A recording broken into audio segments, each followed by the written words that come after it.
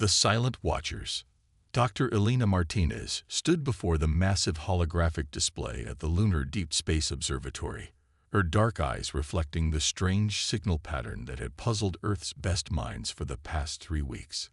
The signal wasn't random noise. It was too structured, too precise. But it didn't match any known astronomical phenomenon either. Running another quantum analysis, her colleague, Dr. James Chen, announced from his workstation. His fingers danced across the haptic interface, sending new streams of data across their shared display. Elena, look at this periodicity. It's almost like it's counting something, Elena finished, leaning forward. After 15 years of searching for extraterrestrial intelligence, she'd learned to trust her instincts. But counting what? The answer came 3 days later, and it wasn't what anyone had expected. Elena was reviewing the latest data when every system in the observatory suddenly went dark. Before panic could set in, the darkness gave way to a new holographic projection, one that filled the entire chamber. Stars materialized around them, but not in any configuration she recognized. At the center of this stellar map, a single point of light pulsed with an unmistakable rhythm. "That's our signal," James whispered, his voice filled with wonder. "But this can't be right. According to these coordinates, the source is..." In the Kuiper belt, a new voice announced. The stellar map dissolved, replaced by a figure that made Elena's breath catch in her throat. The beam before them was tall and elegant, with crystalline features that seemed to shift like liquid mercury. Its form was vaguely humanoid, but there was nothing human about the way light played across its surface, creating patterns that somehow conveyed both language and emotion. "I am Sentinel Prime Arxis of the Collective," the being continued. "We have watched your species for 3 centuries. Recent developments have forced us to accelerate our timeline for contact." Elena found her voice first. "You've been watching us." From the Kuiper belt. "One of many observation posts," Arxis confirmed. "Your species' rapid technological advancement required careful monitoring. You are, after all, quite dangerous." James stepped forward. "Dangerous? We've barely left our own planet. Your physical capabilities are not what concern us." "The Collective faces a crisis," Arxis explained. "A peaceful species, the Harmonious Drift, has detected an approaching stellar phenomenon that will destroy their homeworld. They require evacuation, but their physiological requirements make traditional methods challenging. We need innovative solutions that perhaps only a predator's instincts for survival might conceive." "You're offering us a chance to help?" James asked. "We are offering you a test," Arxis corrected. "How your species approaches this crisis will reveal much about your true nature. Will you seek to exploit a vulnerable civilization? Will you demand technology in exchange for aid? Or will you demonstrate the cooperation you claim to value?" Elena and James exchanged glances. This was more than first contact. It was humanity's chance to prove that being a predator didn't mean being a threat. That the very traits that made them dangerous could also make them protectors. "When do we start?" Elena asked. Arxis's form brightened. "The Collective Council must approve, but preliminary discussions can begin immediately. Be warned, you will be carefully monitored. Any sign of aggression or exploitation will result in immediate quarantine of your system." "Understood." Elena nodded. "But you should be warned too. When humans commit to helping others, we can be surprisingly stubborn about it." Indeed, patterns of what might have been amusement played across Arxis's surface. Then perhaps it is time to discover whether evolution's gift of predatory traits can serve a higher purpose, whether hunters can become guardians. As the holographic image faded, Elena turned to James. "Well, it looks like humanity's first real test isn't going to be reaching the stars." "No," he agreed.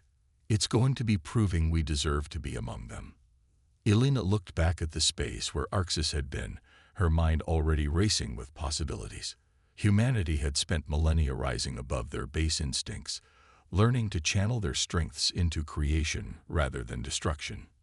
Now they had to prove it, not just for themselves, but for every predator species that might follow. The silent watchers had revealed themselves. The test had begun, and humanity's place among the stars hung in the balance. Trial of resilience. The holographic display in the United Earth Council chamber showed a planet wreathed in swirling violet clouds. To most humans present, it might have looked beautiful, but Elena Martinez saw only the impending catastrophe. The harmonious drift's homeworld had less than 6 months before it would pass through a quantum filament storm, a cosmic phenomenon that would render its atmosphere lethal to its inhabitants. Their biology is unlike anything we've encountered, Dr. Chen explained to the assembled council members. The drift exists in a state of quantum coherence with their environment. They don't just live. We move the quantum state itself. Elena finished, her eyes widening. James, that's brilliant. We don't need to transport their bodies. We need to transport their wave function. The technical challenges were enormous, but for the first time, they had a theoretical framework to build upon. Over the next 3 months, Earth's best minds worked alongside the few collective scientists willing to collaborate with a predator species. The solution they developed was audacious, a network of quantum entanglement generators that would essentially create a bridge of coherent space between the drift's homeworld and their new home. Not everyone in the collective supported the plan. Elena still remembered the transmission from one of their more vocal critics. You propose to create a quantum tunnel across 12 light-years. The energy requirements alone make this impossible, and the slightest miscalculation could tear space-time itself. Impossible is what humans do best, Elena had replied, especially when others are counting on us. Now, with less than a month before the quantum filament storm would reach the drift's world, Elena stood on the bridge of the UES Horizon, Earth's most advanced research vessel.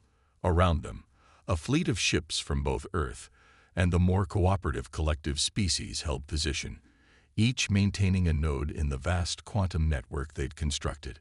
Final diagnostics complete, James reported from his station.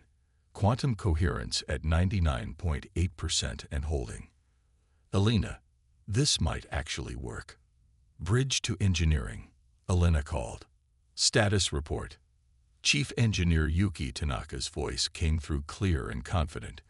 Containment fields are stable, ready to begin quantum tunneling on your mark. Elena took a deep breath. This was it. Humanity's chance to prove they could use their determination and ingenuity to protect rather than destroy. Signal the drift. Tell them we're ready to begin the transfer. The response came not in words, but in a shimmer of quantum frequencies that their instruments interpreted as both acknowledgement and gratitude. The drift, it seemed, had developed their own perception of humanity, not as predators, but as preservers. Initiating quantum tunnel, James announced. Power levels nominal, coherence holding steady. On the main viewer, space itself seemed to twist as the quantum tunnel took shape. It was beautiful and terrifying, a bridge built not of matter but of carefully manipulated probability states. Through it, the drift would be able to maintain their quantum coherence while transitioning to their new home. The process took 18 hours. Elena stayed at her post the entire time, monitoring every fluctuation, making minute adjustments to maintain the tunnel's stability. When the last of the drift had safely transferred, the exhausted crew of the Horizon erupted in cheers. Quantum tunnel collapsing, James reported, his voice thick with emotion. Transfer complete. We did it, Elena. We actually did it. But their success had implications beyond saving the drift. The collective observers had watched humanity tackle an impossible problem, not through force or aggression, but through innovation and determination.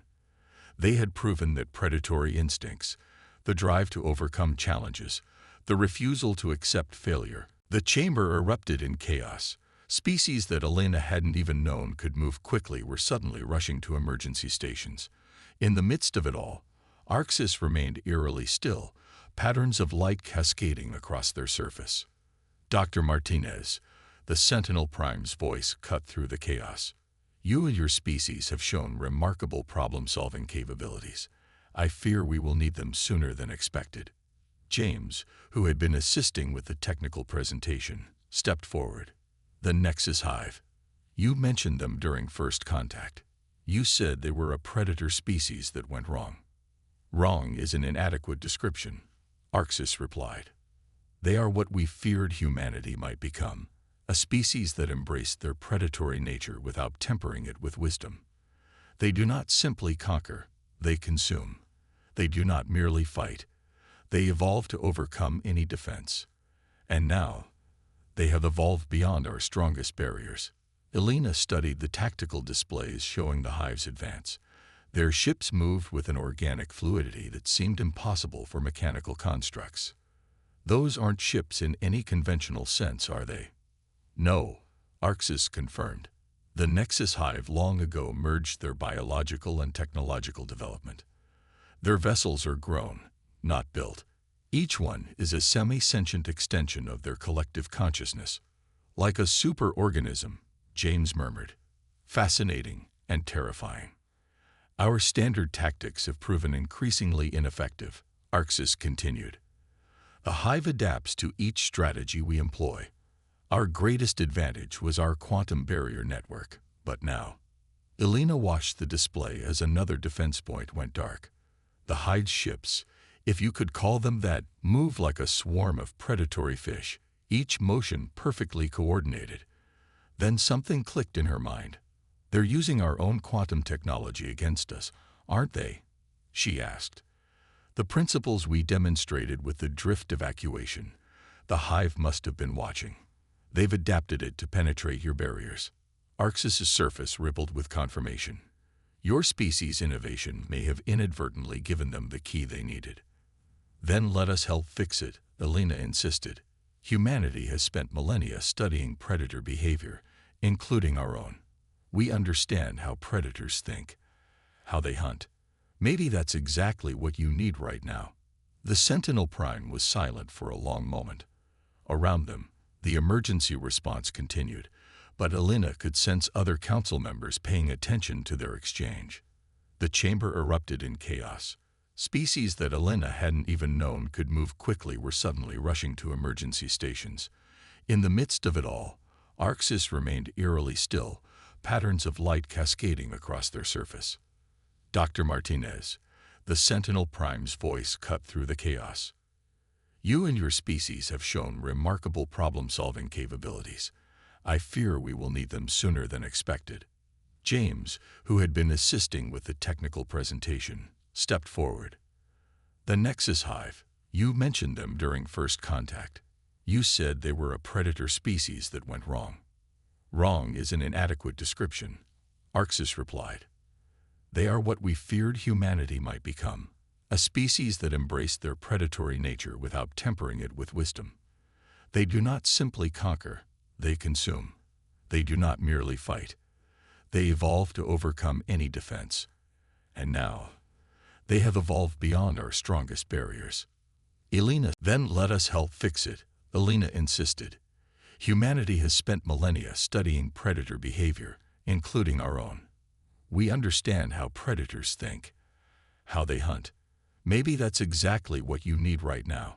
The Sentinel Prime was silent for a long moment. Around them, the emergency response continued, but Elena could sense other council members paying attention to their exchange. You offer assistance, even though this crisis may have been partially triggered by your technology, Arxis asked. That's exactly why we should help. James stepped in. On Earth, we have a concept called responsibility. If our actions contributed to this situation, we have a duty to make it right. A new alert sounded. The tactical display showed 3 more defense points had fallen. The hive was moving faster now, learning, adapting. Very well, Arxis decided. Humanity has proven its potential as guardians. Now we will see if you can help us against a species that represents everything we feared you might become. The next few hours were a blur of activity. Elena and James were given access to the collective's full data on the Nexus Hive, while Admiral Wong coordinated with Earth to mobilize their most advanced ships. What they learned about the hive was both fascinating and horrifying. The hive had once been a species much like humanity. Tool users, problem solvers, predators who had developed intelligence. But instead of learning to temper their predatory instincts, they had enhanced them. They had used biotechnology to amplify their aggressive traits, to speed up their evolution, to become the ultimate hunters. Look at their attack patterns, Alina pointed out during a strategy session. They're using classic predator tactics: isolate, surround, overwhelm. But they're doing it on a galactic scale. And like any good predator, they adapt to their prey's defenses, James added. But that might be their weakness. They're so focused on adaptation, on becoming the perfect predator, that they've lost something essential. What do you mean? Arxis asked. Innovation, Alina realized. True innovation doesn't come from just adapting to what exists. It comes from imagining what could be. The hive improves itself, but always along the same paths, becoming stronger, faster, more efficient at hunting. They're trapped in an evolutionary dead end of their own making. And that gives us an advantage. Admiral Wong spoke up from her command position aboard the UES Horizon. We don't need to outfight them. We need to outthink them. The plan they developed was audacious. Using the quantum tunnel technology that had saved the drift, they would create a network of quantum lures, false quantum signatures that would appeal to the hive's predatory instincts. But unlike their previous tunnel, these would be deliberately unstable. When the hive attempts to adapt to these quantum frequencies, they'll be caught in a cascade of shifting probabilities, Alina explained to the council. Their own adaptive nature will work against them. The more they try to evolve to match the quantum states, the more unstable their own biomechanical systems will become. You propose to turn their greatest strength into a weakness, Arxis observed. A strategy worthy of a predator. No, Alina corrected. A strategy worthy of a guardian. We're not doing this to destroy them, but to stop them from destroying others. The quantum cascade won't kill them. It will force them to retreat and rebuild, giving the collective time to develop more permanent defenses. The implementation was dangerous. Humans